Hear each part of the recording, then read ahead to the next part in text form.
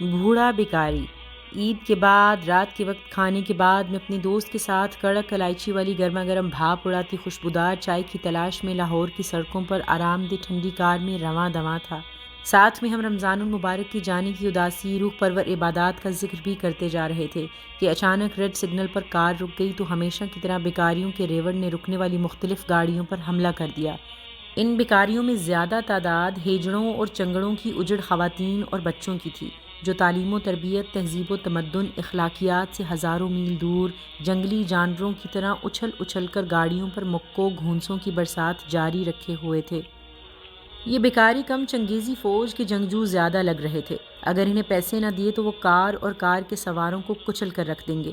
گاڑیوں کے اندر ڈرے سہمے لوگوں نے فوری طور پر ان حملہ آوروں سے جان چھڑانے کے لیے پیسے دینے شروع کر دیے۔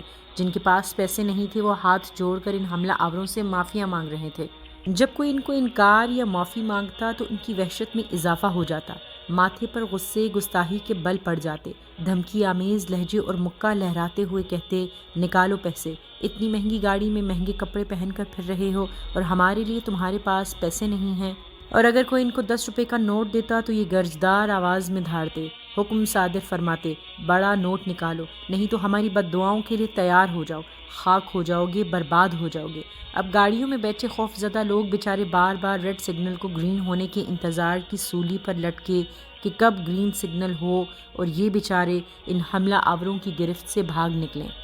پھر جیسے ہی گرین سگنل ہوا ہم حملہ آوروں کی گرفت سے آزاد ہو کر آگے بڑھ گئے۔ جب بھی رمضان المبارک کا مہینہ آتا تو حق تعالیٰ کے ارشاد اور آقا کریم صلی اللہ تعالیٰ علیہ وآلہ وسلم کے فرمان کے مطابق امت مسلمہ اپنی تجوریوں کے منہ کھول دیتی ہے۔ سنگ دل سے سنگ دل مسلمان بھی سخاوت پر اتر آتے تاکہ بخشش کے اس مہینے میں اپنی آخرت سنوار سکیں۔ مسلمانوں کے سخاوت کے جذبے کو دیکھتے ہوئے ملک کے کونے کونے سے بھکاریوں گداگروں کے گروہ حملہ آوروں اور جتھوں کی شکل میں بڑے شہروں پر حملہ آور ہو جاتے ہیں۔ ان میں زیادہ تعداد خانہ بدوش چنگڑوں کی ہوتی ہے جو مذہب معاشرتی اخلاقیات سے کوسوں دور ہوتے ہیں۔ پھر ان میں ہیجڑوں کی فوج بھی شامل ہو جاتی ہے۔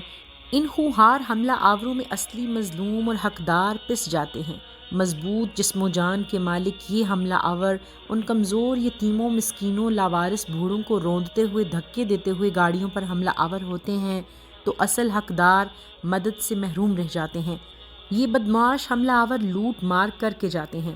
ان وحشی درندوں میں اگر کوئی اکا دکا مظلوم کمزور نظر آ بھی جائے تو وہ بیچارہ ابھی بات یا سوال کر ہی رہا ہوتا ہے کہ یہ اس کو پیچھے دھکیل کر خود لوٹ مار شروع کر دیتے ہیں۔ عید سے پہلے آخری عشرے میں ایک دوست کے ساتھ میں کسی حقدار فیملی کو راشن دینے کے لیے نکلا تو اسی طرح ایک چوراہے پر ٹریفک سگنل پر جب ہماری گاڑی رکی، چنگڑوں ہیجڑوں کے جتھوں نے سب گاڑیوں پر حملہ کر دیا۔ میں ان خونخوار حملہ آوروں کو تجسس بری نظروں سے دیکھ رہا تھا۔ ان خونی چہروں میں مجھے ایک بوڑھا شخص جو کمزوری سے اپنا جسم گھسیٹتا ہوا ہماری کار تک آنے کی کوشش کر رہا تھا کہ ایک چنگڑ عورت بڑے ڈیل ڈول والی مرد نما بوڑھے کو دھکا دیا، وہ بیچارہ سڑک پر گر گیا۔ میں تیزی سے نیچے اترا۔ چنگڑ عورت مدد کی بجائے دوسری گاڑی پر حملہ آور ہو گئی۔ میں نے بوڑھے کو اٹھایا، کار کا پچھلا دروازہ کھولا، اندر بٹھایا۔ اسی دوران گرین اشارہ آن ہوا اور ہماری کار سڑک پر رواں ہوئی۔ میں نے بے نور دھندلی آنکھوں والے بوڑھے شخص کو دیکھا جو حیرت اور پریشانی میں تھا کہ ہم نے اس کو اپنی کار میں کیوں بٹھا لیا ہے۔ میں نے ٹھنڈے جوس کا ڈبہ بوڑھے کو دیا اور پیار سے کہا، آپ پریشان نہ ہوں، آپ کی مدد کے لیے آپ کو کار میں بٹھایا ہے۔ ساتھ ہی کچھ پیسے بھی اس کے ہاتھ میں رکھ دیے تو بوڑھا کچھ نارمل ہوا۔ میں نے پوچھا، بابا جی ہم راشن بانٹ رہے ہیں، میں نے آپ کو راشن کا توڑا بھی دینا ہے، آپ کہاں رہتے ہیں؟ آپ کو آپ کے گھر اتار آتے ہیں، آپ کے بچے نہیں ہیں جو آپ اس بڑھاپے میں سڑکوں پر رول رہے ہیں؟ تو بوڑھا شرمندہ لہجے میں بولا، کاش میرا کوئی بیٹا ہوتا، میری 7 بیٹیاں ہیں، میں اکلوتا بوڑھا باپ ان کا کمانے والا، آپ مجھ سے گھر کا پوچھ رہے ہیں؟ میں تو پنجاب کے دور دراز شہر سے یہاں پر رمضان المبارک کی مزدوری کرنے آیا ہوں۔ اپنے شہر میں جب بھوکا مرنا شروع کیا، رشتہ داروں محلے داروں نے دھکے دینا شروع کیے تو میں مزدوری تو کر نہیں سکتا، بھیک مانگنے کے لیے سڑکوں پر آ گیا۔ پچھلی بار جب کسی کے کہنے پر لاہور رمضان المبارک میں بھیک مانگنے کی مزدوری کرنے آیا تو اتنے پیسے اکٹھے ہو گئے کہ سال بھر روٹی کھا سکیں۔ اب اس بار پھر میں رمضان کے مبارک مہینے میں لاہور آیا ہوں دن رات سڑکوں پر بھیک مانگتا ہوں، رات کو قریبی پارک یا سڑک کے کنارے سو جاتا ہوں، سحری افطاری لنگر خانوں یا مسجدوں میں کرتا ہوں، جو مزدوری کرتا ہوں اپنے جاننے والے کو دیتا ہوں، وہ ایزی لوڈ کے ذریعے میرے گھر پیسے بھیج دیتا ہے۔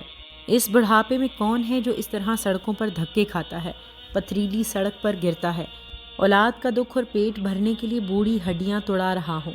پھر بابا شفیع اپنی غربت کے حالات سنا کر خود بھی اور ہمیں بھی رلاتا رہا۔ میں نے بوڑھے بیکاری سے ایڈریس لیا، اپنے دوست کو اس کے علاقے میں فون کیا جو مالدار تھا، اس کی ڈیوٹی لگائی کہ ہر ماہ اتنے پیسے ان کے گھر بھیج دیا کرو۔ باقی لاہور میں ایک دوست کی ڈیوٹی لگائی اور بوڑھے شفیع کو بتایا کہ اب تم بھیک مانگنا بند کرو، اللہ تم کو گھر میں رزق دے گا۔ پھر بابا شکریہ ادا کر کے چلا گیا۔ آج عید کے بعد میں بیکاریوں کے جتھوں میں دیکھ رہا تھا کہ کوئی بوڑھے بیکاری جیسا مظلوم حقدار تو نہیں جو مدد مدد پکار رہا ہو۔ ہمیں اپنے اطراف میں ایسے مظلوم حقداروں پر نظر رکھنی چاہیے۔